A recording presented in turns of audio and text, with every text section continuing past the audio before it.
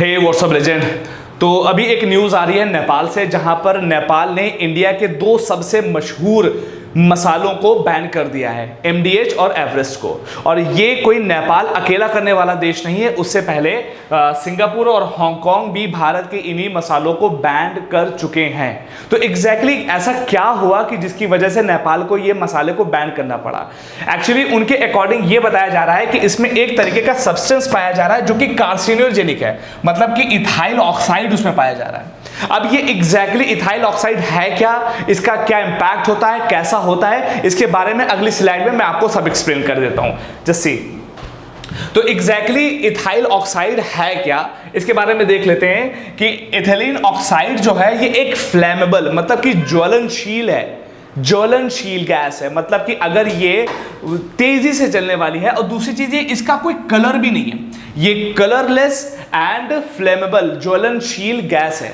अब मुद्दा ये आता है कि इसको यूज कहां पर किया जाता है। तो इसका यूज कई जगहों पे करते हैं, जैसे सबसे पहले डिसइंफेक्टेंट में, उसके बाद जैसे आप लोगों ने देखा होगा जो डॉक्टर होते हैं वो जो अपने इंस्ट्रूमेंट को यूज कर रहे होते हैं उसको स्टेरिलाइज करने के लिए भी इसी का ही यूज किया जाता है। उसके बाद इसको चीजों को फ्रीज होने से बचाने के लिए भी इसका यूज किया जाता है। जैसे कि मसाले जो होते हैं अगर आप उनको फ्रिज में भी रखो तो वो जमते नहीं, इसके पीछे वजह क्या होती है, उसमें यही सब्सटेंस मिला होता है।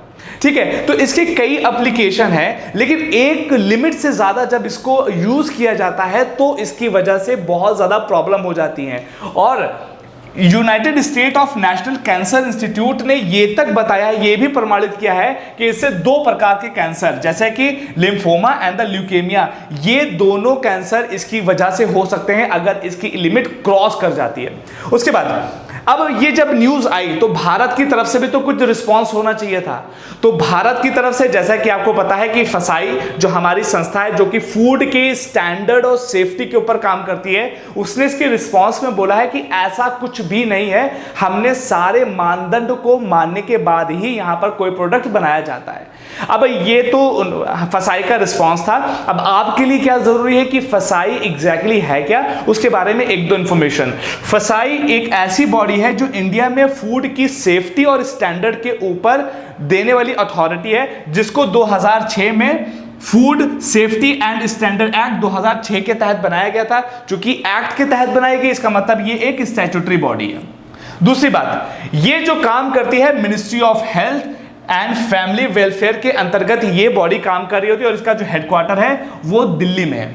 तो आई होप कि ये बेसिक्स इंफॉर्मेशन थी, इसके ऊपर अगर कोई भी अपडेट और आएगी तो वो आपको एक्सप्लेन कर दी जाएगी। अभी तक के लिए stay tuned with Premansa IAS, stay obsessed and खोखली बातें नहीं।